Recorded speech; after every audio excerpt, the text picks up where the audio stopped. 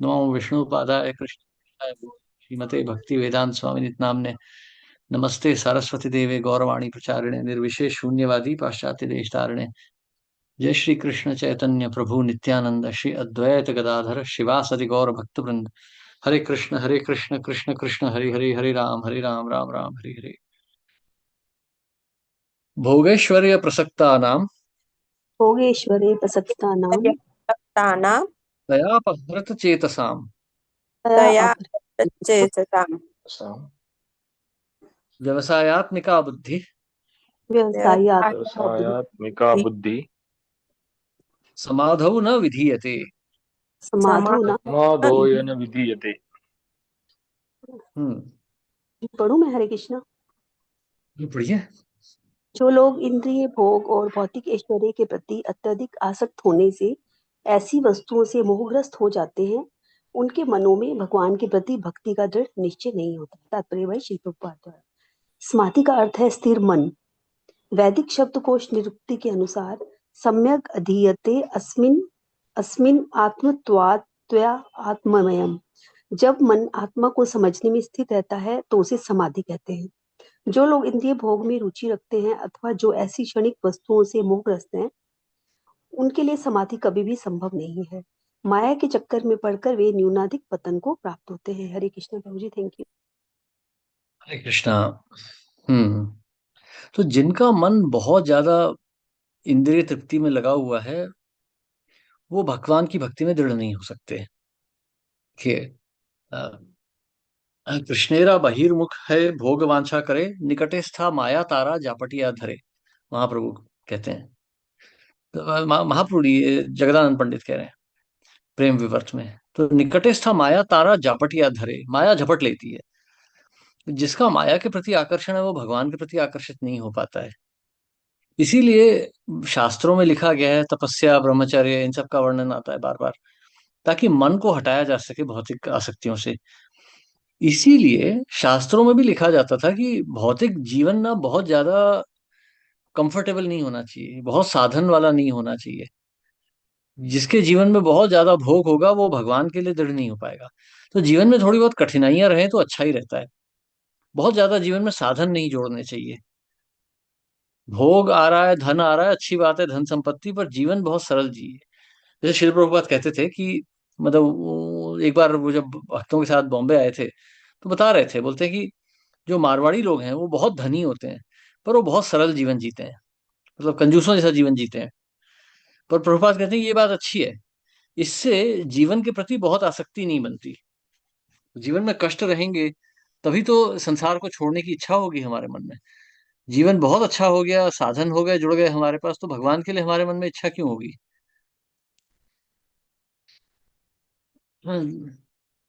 शीशनोजर पारायण कृष्ण ना ही पाए। जो व्यक्ति बहुत ज्यादा शरीर संसार से आसक्तियां रखे है उसे भगवान नहीं मिलते। इसी संबंध में महाराज चित्रकेतु की कथा आती है। महाराज चित्रकेतु को बहुत ज्यादा इच्छा थी पुत्र प्राप्त करने की। उनकी लाखों रानियां थी, उनका पुत्र नहीं था। बहुत आसक्ति थी कि पुत्र होना चाहिए, पुत्र होना चाहिए। तो महर्षि अंगीरा आए उनसे मिलने, उनके गुरु थे। बोले क्या है, तुम इतने परेशान क्यों हो। तो बोले कि महाराज मेरे पास पुत्र नहीं है, मेरे पास सब कुछ है लेकिन पुत्र नहीं है। तो इस प्रकार से वो दुखी थे। तो अंगीरा ऋषि ने उन्हें पुत्र का वर दे दिया। परंतु अब सौभाग्य कहिए या दुर्भाग्य कहिए, वो जो पुत्र था उसकी अकाल मृत्यु हो गई। छोटा ही शिशु ही था, उसकी अकाल मृत्यु हो गई। तो राजा बहुत ही शोकमग्न हो गए। फिर अंगीरा ऋषि आए मिलने। महाराज मतलब प्राण ही त्यागने को हो गए थे, इतने दुखी थे। तो उन्होंने कहा कि देखो, तब उन्होंने उन्हें हरि नाम दिया, उन्हें संकर्षण भगवान का मंत्र दिया। तो उन्होंने मंत्र पढ़ा और मतलब वो उनकी चेतना शुद्ध हो गई, फिर उन्हें भगवत प्राप्ति हो गई। तो उन्होंने एक प्रश्न पूछा अंगिरा ऋषि से कि यदि आप जानते थे जीवन का उद्देश्य क्या है तो मुझे ये मंत्र पहले ही क्यों नहीं दे दिया। संकर्षण की पूजा करने का अधिकार पहले ही क्यों नहीं दे दिया। बेकार में संसार में मैं पड़ा रहा ये पुत्र वगैरह की आसक्ति में, पत्नी पुत्र की आसक्ति में। तो बोले कि देखो अंगीर की देखो चित्रकेतु, जब मैं तुमसे पहले मिलने आया था तुम्हारा मन पूरी तरह से वासना में डूबा पड़ा था, तुम्हें पुत्र ही चाहिए था। तुम्हें भगवान प्राप्त करने की कोई इच्छा नहीं थी, तुम संसार से पूरी तरह से आसक्त थे। लेकिन अब क्योंकि तुमने देख लिया है संसार क्या है, तो अब तुम विरक्त हो चुके हो, इसलिए अब तुम भगवान को प्राप्त कर सकते हो। तो कहने का अर्थ ये है कि जो जो व्यक्ति संसार से लाते नहीं खाएगा ना, वो कभी भगवान के प्रति उसकी इच्छा नहीं होगी भगवान को प्राप्त करने की। समाधि उसके लिए संभव नहीं है जिसे भौतिक जगत बहुत अच्छा लगता है, जिसे अपना धन, अपना अपना रूप, धन, परिवार, संबंधी, समाज ये अच्छे लगते हैं, वो कभी भगवान को प्राप्त नहीं कर सकता। और यही एक कारण है कि शिल प्रभुपाद ये राष्ट्रवाद समाजवाद इसके विरुद्ध बोलते थे। हालांकि शिल प्रभुपाद महात्मा गांधी के अनुयायी थे, उन्होंने वो उसमें भी भाग लिया था, गांधी की मूवमेंट में भी। परंतु बाद में उसके पूरी तरह इसके विरुद्ध थे, राष्ट्रवाद वगैरह के विरुद्ध थे, क्योंकि ये भी आसक्ति है केवल। मैं भारतीय हूँ, मैं हिंदू हूँ, मेरे बच्चे, मेरा बाप, ये सब ये बेकार की बातें हैं सारी। इससे हमारी आसक्ति बढ़ जाती है। सुनने में बहुत अच्छी लगती हैं ये सब बातें कि मैं राष्ट्रीय हूँ, मेरे मैं राष्ट्रीयता का पालन करता हूँ, मैं समाज की सेवा करता हूँ। पर ये सब बेवकूफियां हैं, सब मायावाद है ये। समाज सेवा वगैरह नहीं, कुछ नहीं भाई, भगवान की सेवा होती है संसार में और कुछ नहीं। संसार में ना कोई भारतीय है, ना कोई अमेरिकन है, ना कोई मुसलमान है, ना कोई हिंदू है। सब जीवात्माएं हैं, और सारे के सारे इस माया में डूबे पड़े हैं। जो थोड़ा सात्विक है वो अपने आप को हिंदू समझ रहा है, जो राजसिक है वो अपने आप को, या तामसिक है अपने आप को मुसलमान समझ रहा है सभी अज्ञान में। ज्ञान में तो कोई भी नहीं है। जिस व्यक्ति के पास ज्ञान होगा वो केवल यही विचार करेगा कि मैं जीवात्मा हूं, मैं यह शरीर नहीं हूं। तो इस प्रकार से जो व्यक्ति बहुत ज्यादा भोग में लगा हुआ है संसार के, वो व्यक्ति कभी भगवान को प्राप्त नहीं कर सकता। उसके मन में कभी भगवान को प्राप्त करने का दृढ़ निश्चय उत्पन्न नहीं होगा। हम्म। हरे कृष्णा प्रभु। दंडवत नाम। हाँ। तो दंड जैसे प्रणाम। अभी हम सब व्यक्ति है या और भी कुछ भक्त लोग हैं जो अभी भगवान का नाम का उच्चार करने का प्रयास कर रहे हैं, निष्ठा पूर्वक सबरे उठते हैं, लेकिन फिर जैसे अभी इधर जैसे आपने बताया भगवान की प्राप्ति करने का इच्छा, तो हम सब में भी वो इच्छा है, लेकिन हम आगे नहीं बढ़ पा रहे हैं। तो इधर शास्त्र ये बोल रहे हैं ना, हमारा इच्छा बहुत तीव्र रहना चाहिए और प्राथमिक रहना चाहिए, मतलब पहला प्रायोरिटी हमारा भगवान रहना चाहिए। हम्म। ये तो हमारा सबका इच्छा है, लेकिन वो बहुत अपना डिजायर जो है बहुत फीबल है, मतलब मतलब जब हमारे घर परिवार में कुछ बहुत करे, खुशी का कुछ माहौल हो जाता है, हम लोग सब भूल जाते हैं भगवान है क्या नहीं, वो सब भूल जाते हैं। हाँ, मतलब देखिए क्या है ना प्रभु, संसार अच्छा लगता है ना हमें। हमारी तपस्या है यही कि संसार अच्छा लग रहा है हमें, हमारी यही कठिनाई है। जब तक ये संसार अच्छा लगता रहेगा, जब तक हमें इस संसार से आशाएं रहेंगी ना, तब तक हम भगवान को प्राप्त नहीं कर पाएंगे। संसार से जिस दिन आशा हमने छोड़ दी, उस दिन हमारा उद्धार हो गया। ये आशा छोड़ने के बाद भी अपने जीवन में कुछ खुशियां भी आएगी, कुछ दुख भी आएंगे, तो उस समय हमारी हम्म। चेतना क्या रहना चाहिए? हम स्थितिक्षस्व भारत, सहो सह लो उसको, खुशी आ रही है सह लो, दुख आ रहा है सह लो। तो हम स्थितिक्षस्व भारत। खुशी आई तो संसार के नहीं हो गए हम, दुख हुआ तो विरक्त हो गए, लेकिन खुशी आई तो संसार के हो गए नहीं, ऐसा नहीं होना चाहिए।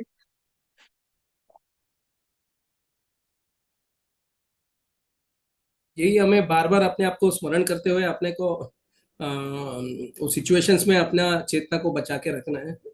तो कई बार क्या है, हाँ। दुख में तो हम लोग भगवान को बहुत याद कर लेते हैं, भगवान क्या हो गया, मैंने ऐसे क्या कर दिया जिसकी वजह से इतना तकलीफ हो रहा है, शरीर का तकलीफ हो गया या अपने व्यवसाय में कुछ प्रॉब्लम हो गया, तो या रिश्तेदारी में प्रॉब्लम हो गया, तो हम भगवान को बहुत याद कर लेते हैं कि हाँ हो गया, क्यों हो गया ऐसा करके। खुशी में हम भूल जाते हैं, हम बस ज्यादा से ज्यादा थोड़ा कृतज्ञता व्यक्त कर देते हैं कि हाँ भगवान आपके वजह से कुछ अच्छा हो रहा है, लेकिन फिर वो खुशी के माहौल में हम लोग पूरे डूब जाते हैं।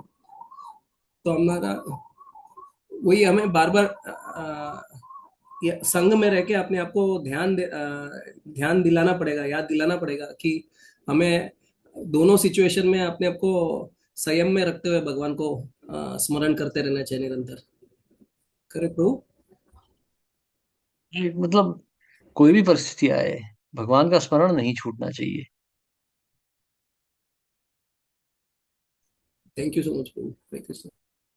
हरे कृष्णा। हम्म। त्रैगुण्य विषया वेदा त्रैगुण्ये विषयेदा निस्त्रैगुण्य भवार्जुन। निस्त्रैगुण्ये भवार्जुन। अर्जुन। निर्द्वंद्वो नित्य सत्वस्थो निर्द्वंद्व निर्द्वंद्व नित्य निर्द्वंद्वो नित्य सत्वस्थो सच्चस्तो निर्योगक्षेम आत्मवान। निर्योग क्षेम निर्योगक्षेम आत्मवान। आत्मवान। कोई पढ़ना चाहेगा? हाँ प्रभु जी, मैं पढ़ती हूँ। आप पढ़िए। वेदों में मुख्यतया प्रकृति के 3 गुणों का वर्णन हुआ है। हे अर्जुन, इन 3 गुणों से ऊपर उठो। समस्त द्वैत और लाभ तथा सुरक्षा की सारी चिंताओं से मुक्त होकर आत्मपरायण बनो। तात्पर्य प्रभुपाद द्वारा। सारे भौतिक कार्य में प्रकृति के 3 गुणों की क्रियाएं तथा प्रतिक्रियाएं निहित होती है। इनका उद्देश्य कर्मफल होता है, जो भौतिक जगत में बंधन का कारण है। वेदों में मुख्यतया सकाम कर्मों का वर्णन वर्णन है, जिससे सामान्य जन क्रमशः इंद्रिय तृप्ति के क्षेत्र से उठकर आध्यात्मिक धरातल तक पहुंच सके। कृष्ण अपने शिष्य तथा मित्र के रूप में अर्जुन को सलाह देते हैं कि वह वेदांत दर्शन के आध्यात्मिक पद तक ऊपर उठे, जिसका प्रारंभ ब्रह्म जिज्ञासा अथवा परम आध्यात्मिकता पर प्रश्नों से होता है। इस भौतिक जगत के सारे प्राणी अपने अस्तित्व के लिए कठिन संघर्ष करते हैं। उनके लिए भगवान ने इस भौतिक जगत की सृष्टि करने के पश्चात वैदिक ज्ञान प्राप्त प्रदान किया, जो जीवन यापन तथा भव बंधन से छूटने का उपदेश देता है। जब इंद्रिय तृप्ति के कार्य यथा कर्मकांड समाप्त हो जाते हैं, तो उपनिषदों के रूप में भगवत साक्षात्कार का अवसर प्रदान किया जाता है। ये उपनिषद विभिन्न वेदों के अंश है, उसी प्रकार जैसे भगवत गीता पंचम वेद महाभारत का एक अंग है। उपनिषदों से आध्यात्मिक जीवन का शुभारंभ होता है। जब तक भौतिक शरीर का अस्तित्व है, तब तक भौतिक गुणों की क्रियाएं प्रतिक्रियाएं होती रहती है। मनुष्य को चाहिए कि सुख दुख या शीत ग्रीष्म जैसी द्वैतताओं को सहन करना सीखे और इस प्रकार हानि तथा लाभ की चिंता से मुक्त हो जाए। जब मनुष्य कृष्ण की इच्छा पूर्णतया आश्रित रहता है, तो यह दिव्य अवस्था प्राप्त होती है। हरे कृष्णा प्रभु जी। हरे कृष्णा। ये रुपेश शिलार प्रभु यहाँ कुछ प्रश्न कर रहे हैं मुझसे, अगर मुझे कोई मारने आया पाकिस्तानी तो मैं क्या करूं? वो मेरी माँ को मारने आया तो क्या करूं? अरे प्रभु, भगवान नहीं चाहेंगे तो कुछ नहीं होने वाला। वृंदावन क्यों मुसलमानों ने तोड़ दिया? क्यों टूट गया? मतलब गोविंद देव जी अपनी रक्षा नहीं कर सकते थे, उनका मंदिर टूट गया। वृंदावन की मूर्तियां क्यों छुपानी पड़ी? कैसे घुस पाए यवन?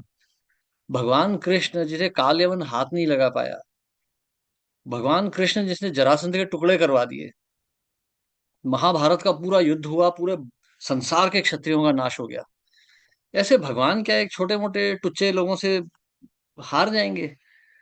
देखिए प्रभु, इसीलिए मैं कहता हूँ शास्त्रों को ध्यान से पढ़ना चाहिए। एक ना एक फिलोसॉफिकल माइंड होना चाहिए, ऐसी एक बेकार की पॉलिटिक्स नहीं सुननी चाहिए। व्हाट्सएप से मत पढ़िए गीता। गीता भगवत गीता शास्त्रों से पढ़िए, आचार्यों के माध्यम से पढ़िए। भगवान कह रहे हैं सर्वधर्मान परित्यज्य माम एकम शरणम व्रज, अहम त्वाम सर्व पापेभ्यो मोक्षयिष्यामि मा शुच। भगवान रक्षा करेंगे, क्योंकि हम भारतवासियों ने भगवान की शरण त्याग दी, इसलिए हमें किसी से शरण नहीं मिली। इतना, ये मैं आपको नहीं, मैं आज थोड़ा सा खुल के बता देता हूँ ये बात। ये बहुत ज्यादा आजकल व्हाट्सएप पे चल रहा है, अरे हिंदू ये मुसलमान वो, ऐसा वैसा वैसा। अगर हम इतने ही अच्छे हैं, हम इतने ही धार्मिक हैं, तो किसी ने हमारी रक्षा क्यों नहीं की? आज भी तो हम मतलब क्या हैं, हम सड़क छाप हैं बिल्कुल। अब हमारे भारतीय लोग 6-6 7-7 लाख लोग हर साल भारत छोड़ के भाग रहे हैं। क्यों भाग रहे हैं? इतना ही स्वर्ण भूमि है तो क्यों यहाँ कोई नहीं आना चाहता? विदेशी लोग हंसते हैं हमारे ऊपर। अभी सर्दी का मौसम है, मुंबई में दिल्ली में लोग खांस खांस के मरे जा रहे हैं। विदेशों के लोग सुन रहे हैं तो मतलब मैं तो विदेश में ही बैठा हूं ना, यहाँ के लोग तो हंसते हैं भारत के बारे में कि अरे वो तो क्या गटर देश है। तो देखिए, अरे ध्यान से सुनिए, प्रभु गीता सुनिए, अपने मन की बातें मत कीजिए यहाँ पे। तो भगवान की शरण जब तक ना ली जाए ना, तब तक हम कुछ नहीं कर सकते। भगवान, जिस दिन हम भारतवासियों ने भगवान की शरण त्याग दी थी, और ये आज की बात नहीं है, ये तो परीक्षित महाराज के समय से हुआ। जब भगवान की शरण त्याग दी तो हमारा पतन हो गया। यमन वगैरह ये सब कौन है एक्चुअली? यदि ध्यान से देखिए, करीब बहुत सारी जो अलग अलग जो ये है ना, अलग अलग जो ट्राइब्स हैं, इनका वर्णन आता है शास्त्रों में, मतलब विशेष करके भागवतम में। जैसे पुलिंद, किराट, हूण, कीण, आंध्र, ये अलग अलग ट्राइब्स हैं। तो जैसे पुलिंद है, तो प्रभुपाद कहते हैं पुलिंद हो गए ग्रीक्स, हूण हो गए जो मॉडर्न डे जर्मन्स हैं, किराट जिन्हें हम अफ्रीकन कहते हैं, कीण जिन्हें हम चाइनीज कहते हैं। ये आज नहीं, पहले भी थे। ये भागवतम में इनका वर्णन आता है। इन सबको हमारे क्षत्रियों ने एकदम नियंत्रण में रखा था। ये जंगली लोग थे। सबको हमारे क्षत्रिय जो थे, जो जब तक भगवान की शरण में थे, वो इनको नियंत्रण में रख सके। और आज नहीं, ये तो आज से हजारों साल पहले की बात है। ये श्रीमद् भागवतम 12वें स्कंद में आपको इसका वो मिलेगा। 12वें स्कंद में आपको इसका वर्णन मिलेगा कि कैसे ब्राह्मणों का पतन शुरू हुआ। जब परीक्षित महाराज को श्राप दिया गया, तो ब्राह्मणों का पतन हुआ। ब्राह्मणों के पतन से पूरे वर्णाश्रम का पतन शुरू हुआ। क्षत्रिय जो थे वो क्षत्रिय रह न हो, रक्षक होने के बदले वो डकैत बन गए। लूट पाट मार काट में उतर आए वो, मतलब बस लोगों से कर लेते रहते थे और राजा बन के बैठते थे। इनमें मतलब इनके वर्णन आते हैं भागवतम में 12वें स्कंद में, कि कैसे अलग अलग ये जो पतित क्षत्रिय थे, इनकी परंपराएं निकली। इनमें से दरअसल क्षत्रिय कोई था ही नहीं। मतलब उसमें वर्णन आता है कि कैसे एक दास ने अपने राजा का की हत्या कर दी और स्वयं राजा बन गया। फिर उसके कितने पुत्र हुए, उनके वंशज हुए, फिर उनकी हत्याएं हो गई, अलग राजा बन गए। तो भारत के जो धर्म की जो प्रथा थी, उसका पतन होता चला गया। धीरे धीरे धीरे करके हमारी पूरी संस्कृति का पतन होता चला गया। और इनमें सबसे प्रचंड राजा आया महापद्मानंद। वो तो एकदम राक्षस था। महापद्मानंद का पोता था धनानंद, जिसका पतन हुआ, फिर मौर्य राज्य आया। तो इस प्रकार से धर्म का पतन होता चला गया। और इस पतन के कारण क्या हुआ, भगवान की रक्षा हटती चली गई। भगवान का संरक्षण हमारे ऊपर से हटता चला गया। अब है भारत धर्मभूमि है, क्योंकि भगवान का अवतरण यहीं होता है, इसलिए यहाँ धर्म बचा रह जाता है कैसे भी करके। परंतु आज जिस संस्कृति में हम जी रहे हैं, ये धार्मिक नहीं है। 78% भारतवासी अब मांसाहारी हैं। भारत सबसे बड़ा व्यभिचार वाला देश है इस समय विश्व में। सबसे ज्यादा पोर्नोग्राफी हमारा ही देश कंज्यूम करता है इंटरनेट पे। ये तो मतलब इंटरनेशनल स्टैटिस्टिक है, इंटरनेट स्टैटिस्टिक। तो हमारे धर्म का पतन ऐसे हुआ। इस वजह से भगवान का रक्षा हमारे से हटती चली गई। अब इसीलिए कलयुग जब आता है, हम्म, तो कलयुग जब आता है तो ये धर्म का लगभग पूरा नाश हो जाता है। इसलिए भगवान यहाँ पे अवतरण लेते हैं अलग अलग रूप में। जैसे बुद्ध के रूप में पहले, तो पहले जो मांसाहारी राक्षस भर गए थे उनको शांत किया। फिर आदि शंकराचार्य के रूप में आके जो वेदों का जो पतन हो चुका था, उनको पुनर्स्थापित किया उन्होंने, वेद शास्त्रों को। क्योंकि आप नास्तिक लोगों को सीधे भगवान के बारे में नहीं बता सकते, इसलिए घुमा फिरा के वेद शास्त्रों को स्थापित कर दिया उन्होंने, ये शारीरक भाष्य के रूप में। फिर धीरे धीरे उन्हीं में से फिर मध्वाचार्य, रामानुजाचार्य, चैतन्य महाप्रभु के रूप में अलग अलग आचार्य और भगवान स्वयं आए धर्म की पुनर्स्थापना के लिए। परंतु धर्म इस तरह से पुनर्स्थापित फिर भी नहीं हुआ। इसीलिए आज हमारे भारत का पतन हुआ है। ये लेकिन ये जो पतन भी हमें दिख रहा है, ये केवल एक शारीरिक रूप से है, ये बाह्य रूप से है। ये पतन कोई आध्यात्म का पतन नहीं है, ये केवल भौतिक जगत का पतन है। हरिनाम का स्मरण करने से कोई हमें रोक नहीं सकता है। कोई बम फेंक देगा या टैंक चला देगा, तोप चला देगा, उससे हरिनाम स्मरण नहीं रुकता है। हरिनाम का स्मरण जिस दिन रुक गया, उस दिन समझ लीजिए हमारी मृत्यु हो गई। तो भगवान सबके हृदय में है। ईश्वर सर्वभूतानाम हृदय देशे अर्जुन तिष्ठति भ्राम्यन सर्वभूतानि यंत्रारूढ़ानि मायया। हर जीव के हृदय में परमात्मा का वास है, और वही उसके भ्रमण का नियंत्रण कर रहे हैं। तो यदि आपको लग रहा है कि पाकिस्तानी हमला कर देंगे, तो उनके हृदय में भी परमात्मा बैठे हैं। जिस दिन परमात्मा को लगा कि अब धर्म का पूर्ण पतन हो ही चुका है, अब नाश का समय आ गया, तो वो कर देंगे। वो नहीं होंगे तो सुनामी आ जाएगी। सुनामी नहीं आएगी तो ट्रेन पटरी से उतर जाती है। अभी हुआ था ना उड़ीसा में, वो ट्रेन टकरा गई थी, 300 लोग मर गए थे। आधी रात को दौड़ती हुई ट्रेन घुस गई दूसरी ट्रेन के ऊपर। ये सब जो होता है, ये कर्मों के फल से हो रहा होता है। तो जब हम भगवान की शरण ले लेते हैं, तो भगवान कह रहे हैं अहम त्वाम सर्व पापेभ्यो मोक्षयिष्यामि। ये जो हमारे ऊपर जो ये विपदाएं आती हैं, शत्रु, विपदा, ये अलग अलग प्रकार की हानि, ये पापों का फल होता है। क्योंकि हमारे ही पाप हैं जो इस रूप में फलित होके हमारे ऊपर आते हैं। चाहे वो कोई फिर मुसलमान की बंदूक बन के आ जाए, या चाहे फिर वो ऊपर से आसमान से बिजली गिर जाए हमारे ऊपर। तो इन सब पापों से अगर हमें बचना है, पापों के फलों से, तो हमें भगवान की शरण लेनी होती है। यदि पूर्णतः शरण ले लें तो हम बच जाएंगे। अब शिल प्रभुपाद तो मतलब 70 वर्ष के थे, 71 वर्ष के, जहाज में जा रहे हैं, वो भी कैसा, मतलब सामान ढोने वाला जहाज, वो यात्रियों वाला जहाज नहीं। सामान ढोने वाले जहाज में जा रहे, तूफान में जहाज फंस गया। वहां पे प्रभुपाद को दो हृदय वो पड़ गए, हार्ट अटैक पड़ गए। फिर भी वो बच के अमेरिका पहुंच गए शांति से। उसके बाद 11 बार विश्व का भ्रमण किया। प्रभुपाद वही कहते हैं कि माया ने तो मुझे मेरी मृत्यु का पूरा प्रावधान कर ही दिया था, भगवान कृष्ण ने स्वयं मेरी रक्षा की। भगवान स्वयं मुझे इस जहाज की रक्षा करके इसे अमेरिका तक पहुंचाए।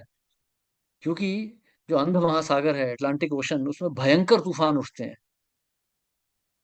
और यदि प्रभुपाद कहते हैं यदि अंध महासागर अपना असली रूप दिखाता, तो मैं जीवित नहीं बचने वाला था उस जहाज में। लेकिन भगवान ने इस जहाज की पतवार संभाल रखी थी, इसे स्वयं वो बचा के ले गए। तो जब तक भगवान की शरण नहीं होगी, हमारी कोई रक्षा नहीं कर सकता।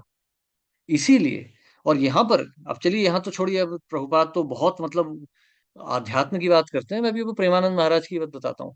प्रेमानंद महाराज स्वयं कह रहे हैं देशभक्ति यूजलेस ही है, परिवार की भी भक्ति यूजलेस है, सभी कुछ यूजलेस ही है। ये जब तक भगवान की भक्ति नहीं है, बाकी सब यूजलेस है।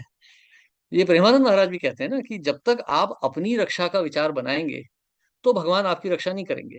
वो कहेंगे मतलब ये तो खुद ही देख रहा है अपने आप को, तो हमें क्या करना। तो इसीलिए भगवान अभी हमारी रक्षा नहीं कर रहे। आप देखिए, 2-3 युद्ध हो गए, इतने लोग हमारे मर गए, करगिल युद्ध में मेरे दोस्त भी थे। कि हमारे क्यों हुआ ये सब? क्योंकि हम अपनी रक्षा की सोच रहे हैं। अब हमने भगवान को छोड़ दिया है। हम तो धर्मनिरपेक्ष हो चुके हैं। धार्मिक भी हैं तो हम क्या धार्मिक हैं? किसी से पूछे जाके कि धर्म की संज्ञा क्या होती है, किसी को नहीं पता। मैं आपको बताता हूँ, मैं एक बार आरएसएस की शाखा में चला गया था। आज नहीं, आज से करीब 10 साल पहले। तो मेरा एक मित्र ले गया, चलो यहाँ चलते हैं, तो मैं चल दिया। वो उनका बड़ा शाखा प्रमुख वगैरह आया हुआ था, बहुत बड़ी चीज थी। तो पूछे कि आप क्या करते हैं? मैंने कहा मैं गीता पढ़ाता हूँ, गीता पढ़ना चाहेंगे? तो बोलते हैं हाँ हाँ पढ़ेंगे, सबको पढ़ाइए। मैंने कहा अच्छी बात है। मैंने कहा समय कितना देंगे आप? वो बोले कितना समय लगेगा गीता सीखने में? मैंने कहा आप हर दिन पढ़िए मेरे साथ, तो 1 साल में करा दूंगा पूरी। तो वो बोलता अरे नहीं, इतना तो नहीं होगा। तो मैंने कहा अच्छा ठीक है, हफ्ते में एक दिन दे दीजिए। बोलता है महीने में एक दिन चलेगा क्या? तो ये तो हमारा धर्म है। खाली ऐसे ही रंग बिरंगे कपड़े पहन के उछल कूद करने से, यहाँ वहां जय श्री राम बोलने से भक्ति नहीं होती है। भक्ति होती है हृदय से, निष्ठा से होती है। अर्जुन ने भक्ति की। अर्जुन अपने प्राण भी, प्राणों की आहुति दे रहे हैं। खाली कहानियां नहीं बना रहे हैं, यहाँ वहां गाड़ी में घूम रहे, बातें कर रहे, नहीं। तो धर्म की, यदि आपको धर्म समझना है, तो भगवत गीता को ध्यान से समझिए। ये धर्म होता है। और भारत की रक्षा इसलिए नहीं हुई क्योंकि भारतवासियों ने भगवान को त्याग दिया। वैसे यदि आप अब ये हिंदू मुसलमान की बात उठा ही रहे हैं, तो वैसे दुर्योधन भी हिंदू ही था। कंस भी हिंदू ही था। तो वो तो कोई मतलब आप उनकी पूजा तो नहीं करेंगे। पर आप समझ रहे हैं, भागवतम पढ़िए, भगवत गीता पढ़िए, आपको अच्छे से समझ में आ जाएगा तथ्य क्या होते हैं। जो हम जिस विषय पर हम बात कर रहे हैं, ये बहुत उच्च विषय है। ये संसार के जो जो टुच्चे विचार हैं, इनसे बहुत ऊपर उठ के है ये। इसको समझने के लिए बहुत बड़ी तपस्या लगती है, मानसिक तपस्या। हमें अपने विचारों को बहुत शुद्ध करना पड़ता है। मैं शरीर नहीं हूं, यहीं से तो हमने गीता शुरू की थी। यदि आज आप दूसरे अध्याय में आके मुझसे ये प्रश्न पूछ रहे हैं, 40वें श्लोक में आके, तो आपने अभी तक भगवत गीता शुरू ही नहीं की पढ़नी। ये तो हमने 11वें श्लोक में कर लिया था। अशोच्यान अन्वशोचस्त्वम, तुम ऐसी वस्तु का शोक कर रहे हो जो शोचनीय है ही नहीं। और भगवान ने सबसे पहले अर्जुन से ये कहा। अर्जुन भी यही कह रहे थे। आप बोल रहे थे ना मेरी माँ पे कोई हमला करेगा तो क्या करूंगा, अर्जुन भी यही कह रहे थे।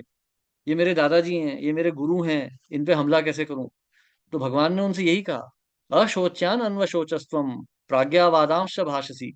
तुम पंडितों जैसी बात कर रहे हो, पर हो तुम निपट मूर्ख, क्योंकि ना तुम शरीर हो, ना ये शरीर है, ना और कोई शरीर है। तो भगवत गीता बहुत ध्यान से पढ़िए। ये मैं आपको यहाँ पे हिंदुत्व की टीचिंग कराने नहीं आया हूँ, मैं आपको भगवत गीता सिखा रहा हूँ, जो शिला प्रभुपाद ने सिखाई है, जो मैंने सीखी है बस। इससे भी आगे जाना है, बहुत आगे जाना है, अभी तो शुरुआत हुई है। तो आप इसको इस रूप से सोचिए। आप यहाँ पे पॉलिटिक्स मत देखिए, ये पॉलिटिक्स वॉलिटिक्स का कोई लेना देना नहीं है भक्ति से। वो सब करना है तो वो है, मतलब पार्लियामेंट वगैरह बैठे हैं उसके लिए, ये जगह नहीं है वो। हम्म। तो हाँ, तो त्रैगुण्य विषया वेदा निस्त्रैगुण्य। नहीं नहीं, मतलब बात तो वही है, मतलब क्या मुस्लिम नहीं है तो कोई क्रिश्चियन आके मार देगा? अंग्रेज तो क्रिश्चियन थे, उन्होंने उन्होंने भी हमको, उन्होंने तो गजब से मारा हमें, दिल खोल के मारा। कितने? अंग्रेजों ने 7 करोड़ भारतीयों की हत्या की है। 70 मिलियन इंडियंस उन्होंने मारे हैं अंग्रेजों ने, 1760 से लेके 1945 के बीच में। 7 करोड़। और हम आज अंग्रेजी में बात कर रहे हैं, देखिए यहाँ नाम लिखा है MADHU, मधु सेविता दास, ये भी अंग्रेजी में लिखा है। तो इससे बड़ी शर्म की बात क्या होगी हमारे लिए? हम अपने ही हत्यारों के नाम, अपनी भाषा की, उनकी तारीफ कर रहे हैं।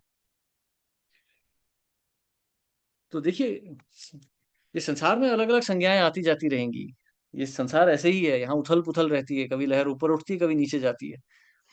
परंतु जो भगवान की शरण लेगा उसकी रक्षा होगी। जो भगवान की शरण नहीं लेगा, फिर वो तो फिर प्रकृति के नियमों के अधीन है। फिर तो भगवान ही उसकी रक्षा करें, मतलब प्रकृति उसकी रक्षा करे। भगवान की तो शरण नहीं ली है। तो ये चीज याद रखिए, हमारा पतन हमारे ही कारण हुआ है, नहीं तो कोई हमें हाथ नहीं लगा सकता था। जिन्हें हम यवन कहते हैं, पुलिंद कहते हैं, आंध्र कहते हैं, किराट, हूण कहते हैं, ये पहले भी थे, ये कुछ नहीं कर सके हमारा, क्योंकि हमारे क्षत्रिय भगवान की शरण में थे। परीक्षित महाराज ने कलयुग को ही आने से रोक दिया था। आज तो हमने कलयुग को ही गले से लगा लिया, तो हमें कौन बचाएगा? हमारे ही भारत में सारे हिंदू लोग मटन खाते हैं, महाराष्ट्र में मटन बहुत पॉपुलर है ना, सब खाते हैं मटन। बंगाल में जाइए, मछली खाते हैं, चिकन खाते हैं। तो फिर हम, हमारा मतलब हम कहाँ से, फिर हम क्या हिंदू हुए? एक बार शिला प्रभुपाद मॉरिशस गए थे। मॉरिशस में प्रधानमंत्री ने उनको बुलाया, तो प्रभुपाद अगले दिन जाना था प्रधानमंत्री से मिलने। तो पहले दिन भक्त लोगों ने गाड़ी ली और प्रभुपाद को ऐसे ही घुमा रहे थे। तो प्रभुपाद ने देखा, तो ये क्या है? तो वहां पे एक बड़ी सी चिकन की फैक्ट्री थी, मांस पोल्ट्री फैक्ट्री, मांस काटने की।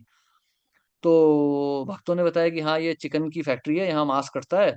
तो ये प्रधानमंत्री की ही अपनी है ये। वो इसका उदाहरण, उसने उसका उद्घाटन किया है, बहुत बड़ी फैक्ट्री है ये, विदेशों में निर्यात करेंगे ये मांस का। तो प्रभुपाद एकदम गुस्सा हो गए, बोले ये कैसा हिंदू है फिर? जो व्यक्ति मांस, जो जो निरीह प्राणियों की हत्या कर रहा है, वो कैसा हिंदू हो सकता है? वो बोले भाड़ में गया, इस व्यक्ति से नहीं मिलना है। फिर प्रभुपाद नहीं मिले उस प्राइम मिनिस्टर से जाके। तो जो व्यक्ति मांस खाएगा, हत्या करेगा जीवों की, वो कैसे अपने आप को हिंदू कह सकता है?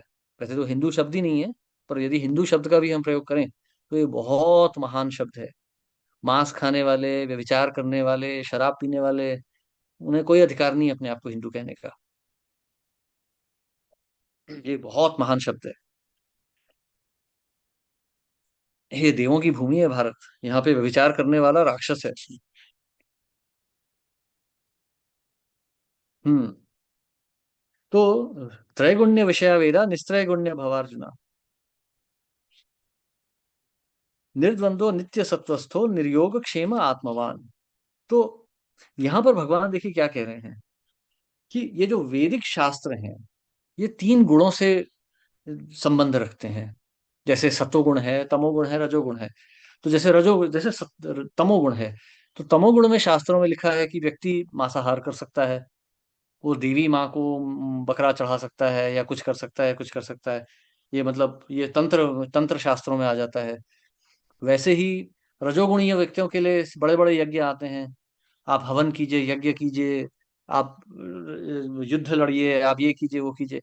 वैसे ही सत्वगुण में भी आप शास्त्रों को पढ़िए, आप शास्त्रों का विचार कीजिए, मंत्रों का उच्चारण कीजिए। परंतु ये 3 प्रकृति के गुणों से जुड़े हुए हैं। इनसे हमारी, ये तो भगवान अर्जुन से कह रहे हैं, त्रैगुण्य विषय निस्त्रैगुण्यो भवार्जुना। कि इन गुणों से ऊपर उठ जाओ। भगवान नहीं कह रहे कि शास्त्रों का त्याग कर दो, भगवान कह रहे हैं गुणों के ऊपर उठ जाओ। जैसे बौद्ध बौद्ध लोग जो होते हैं, वहां पे गौतम बुद्ध ने कहा कि तथागत शास्त्रों के ऊपर है। अब गौतम बुद्ध का नाम तथागत था, गौतम बुद्ध को तथागत कहते थे, तो उन्होंने कहा कि मैं कि तथागत शास्त्रों के ऊपर है। इसको अब वो सच है, क्योंकि गौतम बुद्ध तो भगवान विष्णु का अवतार है, तो शास्त्रों के ऊपर ही हुए वो। परंतु उन्होंने इससे आगे स्पष्ट कुछ नहीं बोला। तो इस वाक्य को सुन के जो सारे नास्तिक लोग, जो सारे मतलब दुष्ट व्यक्ति थे, वो नास्तिक बन गए कि शास्त्रों का कोई पालन नहीं करना है। तो इसी कारण उन्होंने मांसाहार त्याग दिया, तो संसार में शांति आ गई। परंतु भगवान यहाँ कह रहे हैं निस्त्रय गुण्य भव अर्जुन, कि हे अर्जुन, इन तीन गुणों के ऊपर उठो। शास्त्रों का तिरस्कार मत करो, परंतु गुणों के ऊपर उठो। ये गुणों के अधीन मत रहो। अभी तुम शोकग्रस्त हो रहे हो, ये तमोगुण में है। तुम राज्य को भोगने की बात कर रहे हो, रजोगुण है। तुम त्याग, संसार को त्यागने की बात कर रहे हो, सत्वगुण है। परंतु ये तीन गुण ही है, संसारों के ही गुण है ये। इन गुणों से ऊपर उठो।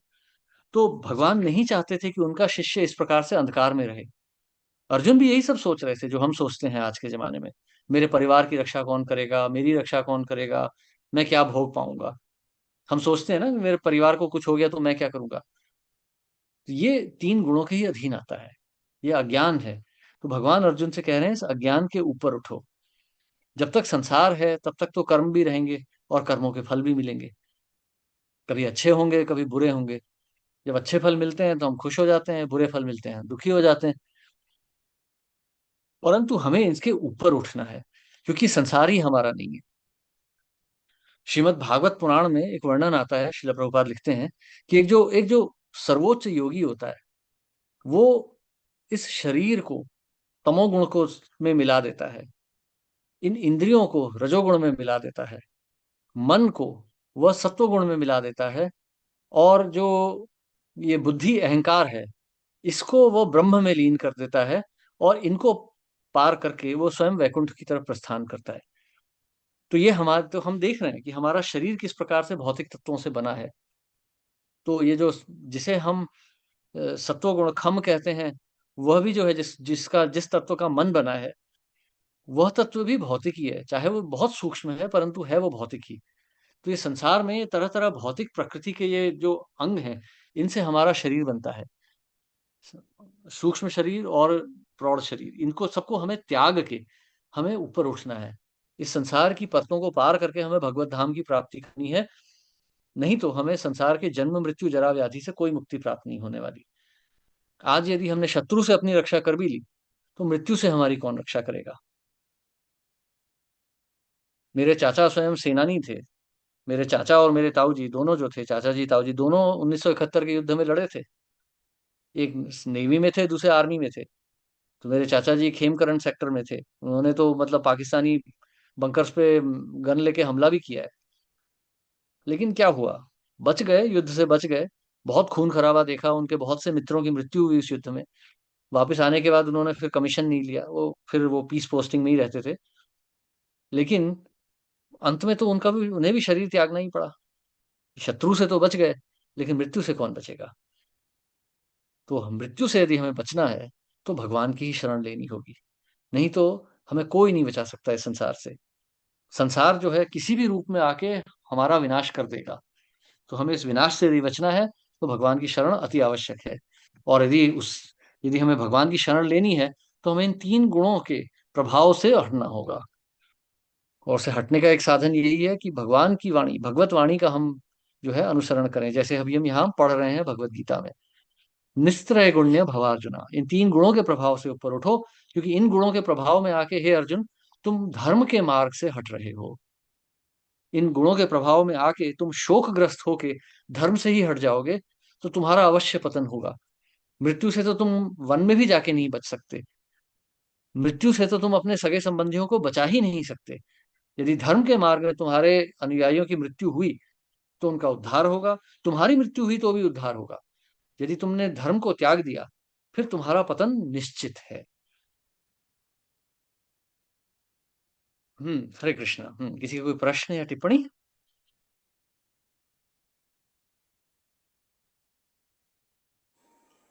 हरे कृष्णा प्रभु जी। हम्म। हेलो। हरे कृष्णा। हरे कृष्णा, हाँ बोलिए। हाँ प्रभु जी, आप अभी जो बोले 3 गुणों से ऊपर आना चाहिए, पर हमारे बाजू में जो जो वातावरण, जैसे हमारा परिवार है, नेबर है, या हम्म। जो हम लोग रहते हैं, उससे हम लोग कैसे छूटे? हम्म। ये क्वेश्चन थोड़ा सा बाद में आता है, लेकिन अभी इसका जवाब दे देते हैं।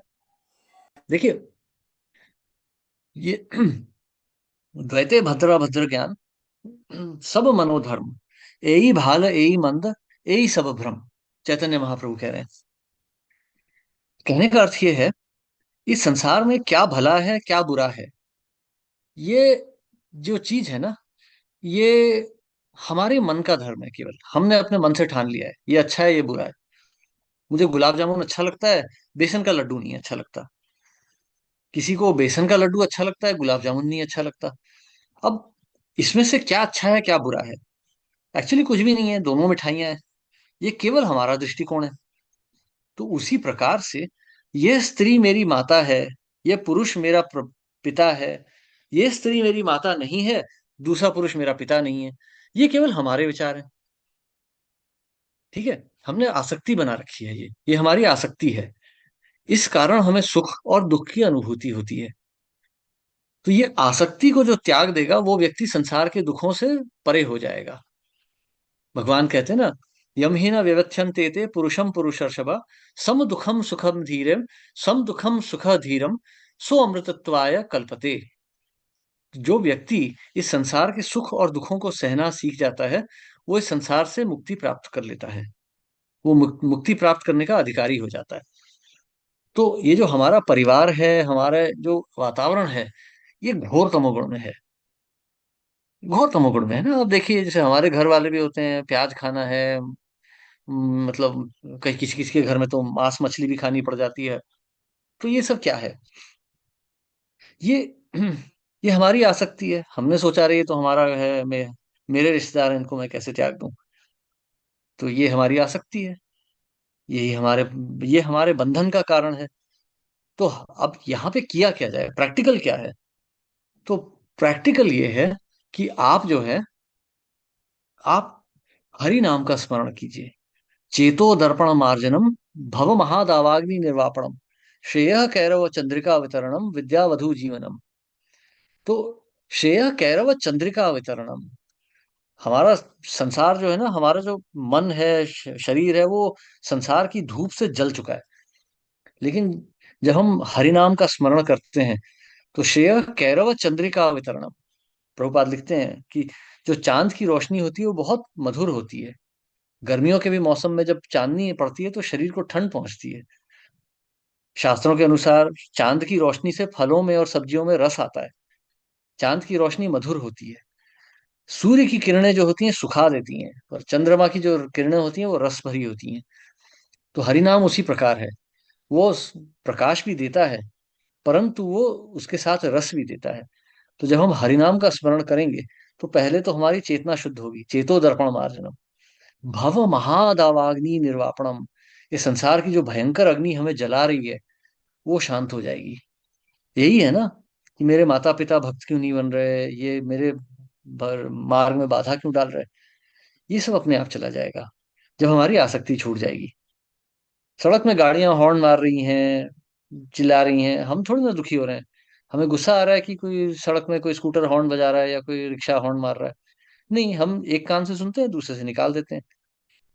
हम इसी प्रकार से ये अपने परिवार, सगे संबंधी, पड़ोसियों से भी निरासक्त हो जाएंगे। ठीक है, अभी ये परिस्थिति है, कोई बात नहीं, मैं हरि नाम का स्मरण करता रहूंगा। जिस दिन होगा भगवान ये सब हटा देंगे। बस ऐसे सोच के हम लगे रहेंगे। ओके प्रभु जी, थैंक यू सो मच प्रभु जी। हरे कृष्णा।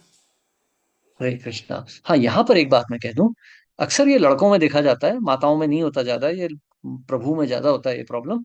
ये घर में झगड़े हो जाते हैं कि मैं तो भक्त हूँ, ये लोग भक्त नहीं है, अब इनसे मतलब ये ऐसे क्यों है, ये मतलब ऐसे, ये असुर क्यों बन गए हैं ये। तो ये यहाँ पर मैं कहना चाहूंगा कि ये गुस्सा भी हमें तमोगुण नहीं आ रहा है। उन्हें सहना सीख लें।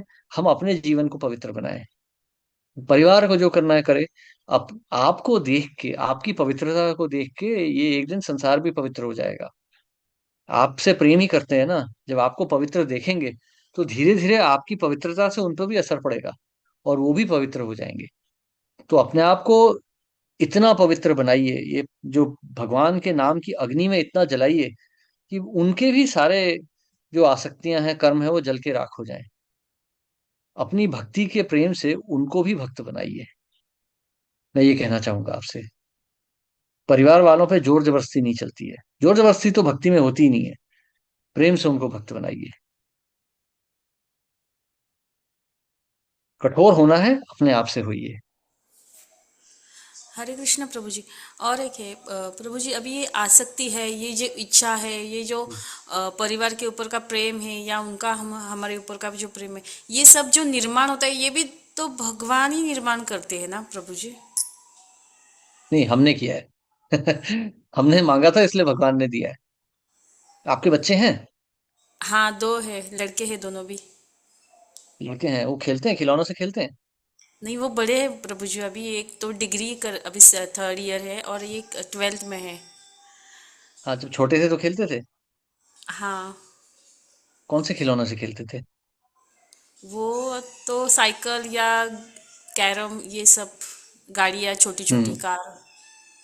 हाँ, छोटी छोटी कार चलिए, छोटी छोटी कार आपने अपनी इच्छा से खरीदी?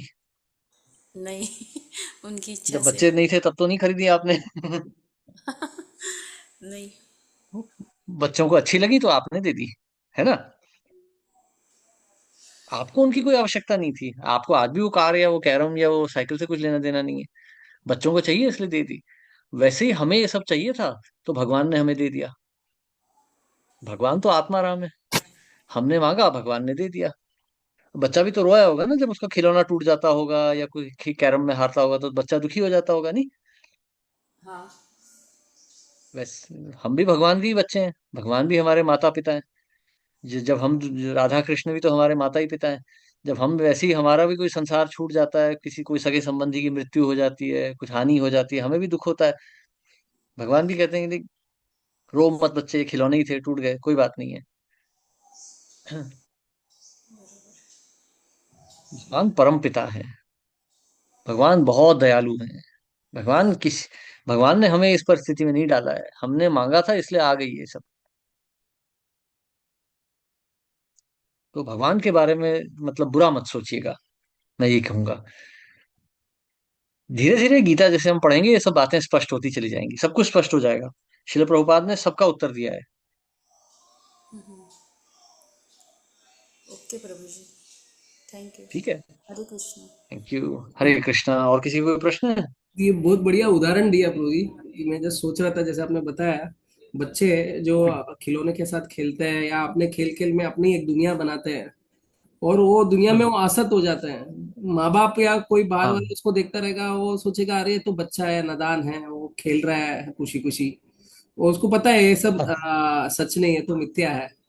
तो उसी प्रकार से हम अभी ये भौतिक जगत में हम अपना घर बार और बहुत कुछ बनाते हैं, और हमें ये भी पता है, बैकग्राउंड में हमें पता है कि ये सब इधर छूट जाने वाला है, फिर भी हम उसके साथ पूरा आसक्त हो जाते हैं। और कुछ गलत होता है तो हमें लगता है भगवान ने हमारे साथ सब किया है, और मिला तो भी हमको लगता है भगवान ही, भगवान का ही तो प्रसाद है। सब जो भी है, परिवार मिला है, फैसिलिटीज मिला है, सब भगवान का ही प्रसाद है, हम सोचते हैं। तो एक्चुअली वो हमारी इच्छा है। ये बहुत अच्छा उदाहरण बताया आपने कि जैसे माँ बाप अपने बच्चों को प्रोवाइड करते हैं और थोड़ा खेलने देते हैं, वो बच्चे खेलते हैं उनकी दुनिया में, वैसे हम भी ये भौतिक संसार में ऐसे ही खेल रहे हैं, सुख और दुख में जूझ रहे हैं। तो भगवान देख के सोचते रहेंगे कि नादान बच्चा कब वापस आएगा। हाँ, मतलब एक इसमें एग्जाम्पल देखिए ना प्रभु। वो जैसे हम देखते हैं ना, वो कभी वो मेला जतरा सब लगता है कभी कभी, या कोई फेयर वगैरह लगता है। ये एक बहुत कॉमन सीन होगा। आप देखिए, गुब्बारे वाले आएंगे, गुब्बारे बेचने के लिए, बलून वाले। और वहां पे अक्सर आप देखिएगा, छोटे बच्चे गुब्बारे खरीदेंगे और वहीं 2 कदम जाके वो गुब्बारा फट जाएगा, किसी की सिगरेट लग जाएगी, किसी की पिन लग जाएगा, यस फट यस। जाएगा, वो बच्चा रोने लग जाएगा। ये हाँ। हर फेयर में आपको दिखेगा। Yes yes. वो माँ बाप को तो कुछ फर्क नहीं पड़ रहा। माता पिता सोचेंगे अरे यार 5 रुपए वेस्ट हो गए, लेकिन बच्चे के लिए तो पूरी दुनिया ही बर्बाद हो गई, गुब्बारा फूट गया। और हम लोग देख रहे हैं, हम तो सोच रहे हैं ठीक है यार, गुब्बारा था, फूटना तो था ही है, आज नहीं फूटता तो कल फूट जाएगा। वैसे ही हम भी है, ये सपनों की दुनिया में जी रहे हैं। वो पकड़ के रखे हैं, हमको लगता है कि कभी हो, कभी हमारे साथ वो दुर्घटना होगी नहीं। कभी वो हाँ बुरी बुरी तरीके से छूट जाता है, और कभी कभी व्यवहारिक तरीके से, प्राकृतिक तरीके से छूट जाएगा, लेकिन छूटते तो जाने ही वाला है। जैसे आपने बोला, वो गुब्बारा तभी का तभी फूट सकता है, या अगले दिन घर पे भी कभी ना कभी तो फूटेगा ही वो। एक दो दिन में तो फूटने ही वाला है, वो थोड़ी जिंदगी भर रहेगा वो गुब्बारा। माँ बाप को तभी इतना कुछ नहीं लगता है। बच्चे के लिए तो बहुत बहुत पेनफुल है, रोएगा धोएगा, बहुत तकलीफ करेगा उसको। यस प्रभु जी, इन्हीं उदाहरण से हमें अपने चेतना को बचा के रखना है। हाँ। तो ये भगवत गीता जो है ना, बहुत गूढ़ ज्ञान है, बहुत पैक्ड ज्ञान है। इसको बार बार पढ़ेंगे, 10 बार 20 बार ना, धीरे धीरे समझ में आएगा। धीरे धीरे समझ में आएगा, इसे बहुत ध्यान से समझना है। लेकिन जो भगवत गीता समझ जाएगा उसे शुद्ध भक्ति प्राप्त होगी, वो व्यक्ति सीधा भागवत धाम ही जाएगा। इ- इसके संदर्भ में एक कथा आती है पद्म पुराण में, एक बड़ी प्यारी कथा है, कि आखिरी है बस, इसके बाद हम समाप्त कर देंगे आज। एक बड़ी प्यारी कथा आती है कि एक बार एक एक बैलगाड़ी जा रही होती है। तो बैलगाड़ी में बूढ़े बूढ़ा बैल होता है, खींच रहा होता है, एक ही बैल होता है, बूढ़ा खींच रहा होता है गाड़ी को। तो एक जगह पहुंच के, सड़क में वो बेचारा नगर के बीच में, वो एक जगह पहुंच के वो बैल के मतलब ना पूरी हालत खराब हो जाती है, वो गिर जाता है जमीन में। और लोगों को समझ में आता है कि अब ये प्राण त्याग देगा। तो लोग सोचते हैं कि ये कितना क्रूर है इसका मालिक, इसको इतना माल मतलब ढुलाता है, बेचारे के प्राण ही निकल रहे हैं अब। तो सब लोग आते हैं, अब बोलते हैं कि ठीक है, ये बैल बेचारा शरीर छोड़ रहा है, अब इसको सब लोग अपना एक एक पुण्य दे दो, ताकि इसका उद्धार हो जाए, बेचारे ने इतनी यातना सही है जीवन में। तो सब लोग एक एक पुण्य देते हैं। अब इन्हीं भीड़ में, इसी भीड़ के बीच में एक वैश्या भी होती है। तो वैश्या भी देखती है, अब है तो वो भी इंसान ही, उसके भी हृदय में करुणा जागती है। तो सोचती है बेचारे को, लेकिन फिर सोचती है कि देखो, मैं लेकिन क्या दे सकती हूँ, मतलब मैं तो इतनी महापापिन हूँ, मेरे मेरा क्या पुण्य है। फिर सोचती है कि ठीक है, जाने दो, कुछ हो सकता है, कभी होगा, जो भी कुछ होगा, एक इसको दे दिया। तो ऐसा होता है, वो बैल अपने प्राण त्याग देता है, उसका सब चले जाते हैं। अब ये जो बैल होता है, ये ये सीधे पहुंच जाता है वैकुंठ। तो ये यमराज के यहाँ पहुंचता है, तो यमराज जब देखते हैं, कहते हैं अरे ये तो, इसको तो वैकुंठ जाना है। तो सब ऋषि मुनि सब हैरान हो जाते हैं कि बैल वैकुंठ कैसे पहुंचेगा, पशु योनि से तो मानव योनि में जाते हैं, ये मतलब वैकुंठ ही सीधे जा रहा है। तो देखते हैं कि अच्छा, क्यों जा रहा है ये, कैसे जाएगा, इसका क्या है ऐसा पुण्य। तो सब देखते हैं, बोलते हैं कि इसे सब लोगों ने एक एक पुण्य दिया था। तो बोलते हैं अच्छा, तो किसका ऐसा पुण्य था जिसके कारण इसे वैकुंठ की प्राप्ति हो रही है। तो देखते हैं, तो कहते हैं इसे एक वैश्य ने पुण्य दिया था, जिसके कारण इसको वैकुंठ प्राप्ति हो रही है। तो ऋषि मुनि हैरान हो जाते हैं। तो विचार करते हैं, तो पता पड़ता है कि ये जो वैश्या थी, इसके घर में एक तोता था, पिंजड़े में। और ये तोता भगवत गीता का चौथा अध्याय रटता रहता था। तो ये जो स्त्री थी, ये अपने पाप कर्म तो करती थी, परंतु चल आते जाते चलते फिरते ये गीता के श्लोक सुनते रहती थी। तो केवल सुनने के कारण, तो आप समझ सकते हैं कि उसके दिए हुए एक पुण्य से ये बैल वैकुंठ पहुंच गया। तो स्वयं वो वैश्य के कितने पुण्य थे। तो आप समझ सकते हैं कि भगवत गीता कितनी शक्तिशाली है। तो भगवत गीता क्यों पढ़ते रहनी चाहिए। तो ये तो उनके लिए हुआ जो गीता केवल सुन रहे हैं। जो गीता पर विचार करेगा, जो गीता को हृदय से समझने का प्रयास करेगा, वो जीवात्मा कितना महान होगा, ये विचार कीजिए आप। और इस विचार से गीता को पढ़िए, तब ये संसार बहुत छोटा दिखेगा। तब आपको समझ में आएगा कि हमारे हाथ में कितना बड़ा हमें ये मिला है, वरदान मिला है ये गीता के रूप में। ये संसार कुछ भी नहीं है इसके आगे। ठीक है। हरे कृष्णा। शिल प्रभुपाद की जय। हरे कृष्णा प्रभु जी, बस एक लाइन में खत्म करता हूँ, बहुत देर हो चुकी है। हाँ अ, हाँ हाँ, बोलिए हाँ ना। हाँ, इस कॉन्टेक्स्ट में तो मैं ज्यादा बोलना चाहता था, लेकिन क्या है प्रभु जी, एक पतंग जो होती है ना, वो हवा में उड़ती है, तो हम्म। हमें क्या लगता है कि वो पतंग हवा की वजह से वो ऊपर आकाश में उड़ती है। तो वो उड़ती क्यों है, हम्म। उसको जो धागा होता है नीचे, वो धागे के कारण, हमारे हाथ में वो धागा होता है, तो उसके कारण वो उड़ती है। तो जैसे हम हमें ऐसा लगता है कि ये भौतिक संसार हम चला रहे हैं, ऐसा कुछ है। लेकिन जो धागा है भक्ति का और ये आध्यात्म का, उस स्पिरिचुअल का, जो अच्छा ही कुछ बचा है, उसके कारण वो चल रहा है प्रभु जी। बस इतना ही कहना था। हरे कृष्ण। हरी हरी, बहुत ही उत्तम विचार है प्रभु। हाँ, कीर्ति माता जी, आपका कुछ प्रश्न है?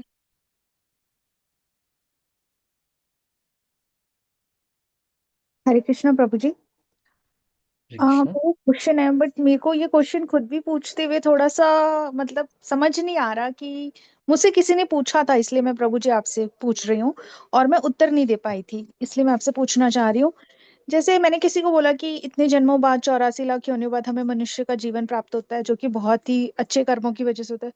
तो मुझे बोला कि तुमने क्या पहला जन्म देखा है, पुनर्जन्म देखा है? पुनर्जन्म होता क्या, यही सब कुछ है, स्वर्ग और नरक यहीं पे है। तो मैं समझ नहीं पाई कि मैं उनको कैसे प्रूफ करके बताऊं कि पुनर्जन्म होता है। मेरे पास तो कुछ ऐसा प्रूफ नहीं है। तो बहुत अजीब सा ये क्वेश्चन है। लोग बोलते हैं आपने स्वर्ग देखा है क्या, आपने गौलोक देखा है क्या? तो मैं आंसर नहीं दे पाती प्रभु जी, उस टाइम मुझे चुप होना पड़ता है। देखिए, इसका ऐसा कोई सीधा आंसर नहीं है। पहली बात तो इसको इस तरह से समझिए आप। स्वर्ग नहीं देखा है, बहुत कुछ नहीं देखा है। सूर्य किसने देखा है? हमें तो केवल रोशनी दिखती है। देखिए, हम जी क्यों रहे हैं? हमारे जीवन का आधार क्या है? जन्म क्या है, मृत्यु क्या है? अगर कुछ नहीं है तो फिर लोग आत्महत्या क्यों नहीं कर लेते? इतने टेंशन में क्यों जी रहे हैं? ट्रेन से लटक के जा रहे हैं, गाड़ियों में धक्के खा रहे हैं, ट्रैफिक में फंसे हुए क्यों कर रहे हैं? एक बंदूक उठाएं, सर पे गोली मार दें। इतने कष्ट क्यों उठाने? अगर पुनर्जन्म, अगर जन्म नहीं है, मृत्यु नहीं है, तो इतने कष्ट क्यों उठा रहे हैं संसार में? नहीं, ये तो ऐसे ही होता है। ऐसे ही क्या होता है? ये तो अज्ञान हुआ ना केवल। इस संसार में बहुत कुछ नहीं देखा। पेट के अंदर क्या हो रहा है किसी ने देखा है? डाइजेशन प्रोसेस क्या है किसी ने देखी है? अपनी देखी है क्या? लाश को फाड़ के दिखा दिया, हाँ इसके अंदर हो रहा है, बट हमारे अंदर क्या हो रहा है किसने देखा है? तो इस प्रकार के प्रश्न तो उठते ही रहेंगे। किसी ने नहीं देखा है, अरे बहुत कुछ नहीं देखा है संसार में। प्रधानमंत्री को देखा है किसी ने? आपने सिर्फ यूट्यूब में देखा है, पिक्चर में देखा, असली में किसी ने देखा है आंख से जाके? क्या हो सकता है कोई और आदमी हो, ऐसे ही बोल रहा हो मैं तो ये हूँ। लेकिन जी हम प्रभु जी, प्रभाव बिल्कुल। से समझते हैं ना। हम प्रभाव से जानते हैं, राष्ट्र की व्यवस्था चल रही है, मतलब एक प्रधानमंत्री है, एक राष्ट्रपति है, सेना है। तो प्रभाव से हम समझ सकते हैं। और एक चीज है, ऐसे प्रश्नों का कोई सीधा उत्तर नहीं है कि मन बुद्धि अहंकार है, हाँ ये है, इनके प्रभाव तो दिख रहे हैं। अब ये देखिए, अभी मैं आपसे बात कर रहा हूँ, हम आपस में बात कर रहे हैं, ये इलेक्ट्रोमैग्नेटिज्म है। बट इलेक्ट्रोमैग्नेटिज्म को किसी ने देखा है क्या? रेडियो वेव कैसे जाती है, किसी ने देखा है? नहीं देखा है। हम जानते हैं, प्रभाव से समझते हैं केवल। पूर्व जन्म जी है, प्रभु जी। अगला जी जन्म प्रभु है, ये जी। शास्त्रों के आधार पे हमें समझना होता है। हरे बोल जैसे प्रभु जी, हरे बिल्कुल कृष्ण। सही। नहीं नहीं हरे नहीं, कृष्ण इसको प्रभु थोड़ा जी। सा समझिए गहराई से। बिल्कुल सही बोला आपने। हाँ। हाँ, एक इसको ना एक और चीज से समझिए माता जी। देखिए क्या होता है, जैसे एक बच्चा होता है, छोटा बच्चा होता है। वो गाड़ी चलाता है, छोटे खिलौनों से खेलता है। जैसे भी माता जी ने बताया कि उनके बच्चे छोटी गाड़ियों से खेलते थे। छोटे बच्चे को कुछ ज्ञान नहीं है कि गाड़ी चल कैसे रही है, आवाज कर रही है, दौड़ रही है। ठीक है। उसे नहीं पता है अंदर क्या है, उसके इंजन है, गियर बॉक्स है, ये है वो है, कुछ नहीं पता। बस वो खेल रहा है। वो पूछेगा पिताजी से कि पिताजी ये गाड़ी कैसे चलती है? अब पिताजी कैसे समझाएंगे? 3 साल 4 साल के बच्चे को हम कैसे समझाएंगे गाड़ी कैसे चलती है? वो धीरे धीरे पहले फर्स्ट सेकंड थर्ड स्टैंडर्ड पढ़ेगा, मैथमेटिक्स फिजिक्स पढ़ेगा 10th 11th में, फिर इंजीनियरिंग पढ़ेगा तो अपने आप समझ जाएगा। तो उसी प्रकार से पुनर्जन्म क्या होता है, भगवान कौन होते हैं, प्रकृति क्या है, जब धीरे धीरे व्यक्ति तपस्या करेगा, अध्ययन करेगा, तो समझ जाएगा। तो ये ऐसा नहीं है कि कोई, अगर मैं किसी साइंटिस्ट के साथ पहुंच जाऊं कि समझाओ मुझे साइंस क्या होती है, जैसे प्रभु जी हमारे शाहदेव प्रभु हैं, फिजिसिस्ट हैं। अब मैं इनसे बोलूं नहीं मुझे बताइए न्यूक्लियर फिजिक्स क्या होती है, तो पूछेंगे प्रभु जी आपने कितना पढ़ा है? मैं कहूंगा अरे मैं तो एक्चुअली अंगूठा टेक हूँ, मैं तो फर्स्ट स्टैंडर्ड के बाद ही स्कूल छोड़ दिया था। तो प्रभु जी मुझे क्या समझा पाएंगे? एक बुद्धि के लिए भी तो, एक ज्ञान के लिए भी तो एक आधार होना चाहिए ना। बिना आधार के कैसे हम समझ सकते हैं ये सब बातें? ऋषि मुनियों ने हजारों वर्ष तपस्या किए तब ये तथ्य समझे हैं, तब शास्त्रों में लिख के दिए हैं। जी प्रभु जी, समझ हरे गए। कृष्णा। हरे कृष्ण हरे प्रभु जी। हरे कृष्णा। हरे कृष्णा हाँ प्रभु जी। शादी प्रभु। हरे हाँ, इस कृष्णा। हाँ। कॉन्टेक्स्ट में क्या है, एक हम प्रवचन में अगर सुनते हैं तो क्या होता है, हमें जो भी कुछ करते हैं हम बच्चे को, हमें सब कुछ सिखाना पड़ता है। ऐसा अपने जैसे उदाहरण दिए, साइकिल चलाना है, कुछ चलाना है, कुछ लिखना है। तो ये गाय हम्म। का बछड़ा होता है, ये इतना छोटा होता है कि वो एक होने के बाद 1 घंटे 2 घंटे में ही गाय को पीने लगता है, दूध हम्म। पीने लगता है। तो ये ऐसे बोलते हैं कि ये जन्म जन्म के उसके संस्कार है, कि जो उसे उसने कुछ पिछले जन्म में ही वो माँ का दूध पिया है उसने। तो ये संस्कार के हम्म। कारण ही है कि वो बच्चा 2 घंटे में 3 घंटे में वो जाके दूध पीने लगता है। तो ये ऐसा हाँ। कुछ कुछ तो है रिलेशन, कि जो उसने पहले किस जन्म में वो दूध पिया है, उसको पता है कैसे दूध पीना है, उसको सिखाना नहीं पड़ता है। तो ये संस्कार ही होते हैं प्रभु जी। वही ये कठिन है। इसीलिए अभी मैं इतना समय बर्बाद नहीं करता ऐसे आर्ग्यूमेंट्स करने में, इससे कोई लाभ नहीं है किसी का भी। हम मतलब कन्विंस कर देंगे सामने वाले को, लेकिन फायदा क्या है।